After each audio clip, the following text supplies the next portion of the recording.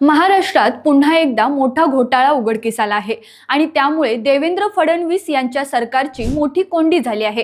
राज्य सरकारची महत्त्वाकांक्षी योजना महावितरण अंतर्गत राबवली जाणारी सौर कृषी ऊर्जा वाहिनी 2.0 योजना शेतकऱ्यांना दिवसा वीज देण्यासाठी सुरू केलेल्या या योजनेतच थेट बनावट बँक गॅरंटीचा घोटाळा। या योजनेत सौर ऊर्जा प्रकल्प उभारण्यासाठी कंत्राट मिळवताना कंपन्यांना बँक गॅरंटी देणं बंधनकारक होतं, पण काही कंपन्यांनी थेट बनावट खोट्या बँका दाखवून गॅरंटी सादर केल्या। जेव्हा महावितरणाने गॅरंटी वटवायला बँकाकडे पाठवल्या तेव्हा बँकांनी सांगितलं या गॅरंटी आमच्या नाहीत आणि इथूनच घोटाळ्याचा पर्दाफाश झाला। या घोटाळ्यात सुमारे 122 कोटी 85 लाख रुपयांचा आर्थिक फटका बसल्याची माहिती आहे। हिंगोली, परभणीसह राज्यातील 6 शहरांमध्ये छापेमारी सुरू आहे।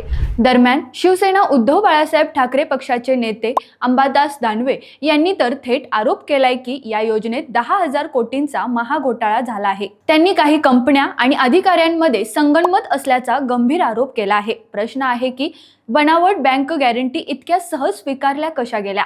महावितरण अधिकाऱ्यांची जबाबदारी ठरणार का? दोषींवर कडक कारवाई होणार का?